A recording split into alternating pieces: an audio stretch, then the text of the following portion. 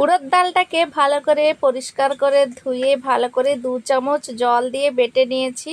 সামান্য 1 চিমটে নুন দিয়ে এইভাবে হাতের সাহায্যে ফেটিয়ে নিতে হবে যতক্ষণ না পর্যন্ত ডালের কালারটা চেঞ্জ হয়ে আসছে আর ডালটা ফ্লপি হয়ে যাচ্ছে ততক্ষণ ফেটিয়ে নিতে হবে। তারপরের বাটি একটু জল নিয়ে চেক করে নিতে হবে। ব্যাটারটা যদি জলের উপরে ভেসে থাকে তাহলে ভাবতে হবে যে পারফেক্ট হয়েছে। এদিকে আধা বাটি চিনি আধা বাটি জল দিয়ে আমি একটা চিপচিপে চিনির রস তৈরি করে নিচ্ছি। তারপরে ওপর থেকে একটু ইয়েলো ফুড কালার দিয়ে দিচ্ছি। আর এদিকে আমি একটা গ্লাসের মধ্যে নিয়েছি কোণের মধ্যে আমি সমস্ত ব্যাটার ভরে নিয়েছি। চাইলে এই কাজটা 2 ভাগে ভাগ করে করতে পারেন।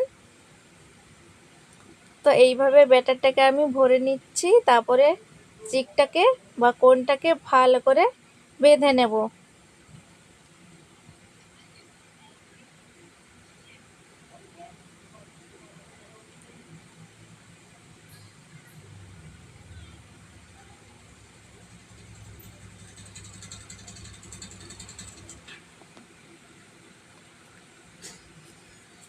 তো ভরে নিয়েছি, তারপরে একটু ফুটো করে নিয়েছি। দেখুন এইভাবে চিনি রসটা তৈরি হয়ে গেছে, আমি আলাদা করে রেখে দিচ্ছি।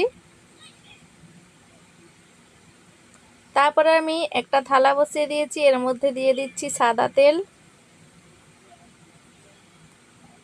তেলটা গরম হয়ে গেলে একে একে ইমরতিগুলো আমি ভেজে নেব।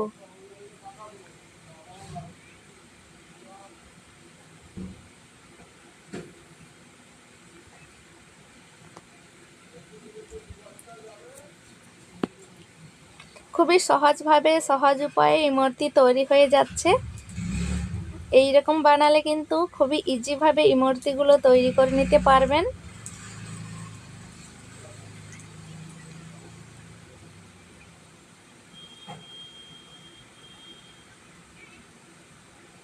এইভাবে করে আমি সবগুলো ইমরতি ভেজে নিচ্ছি।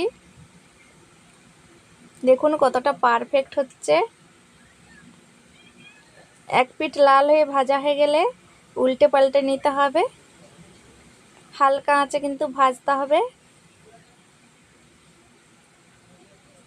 ইমরতিগুলো ভাজা হয়ে গেছে, চিনি রসের মধ্যে ডুবিয়ে নিলে উঠিয়ে নিলেই রেডি হয়ে যাবে ইমরতি।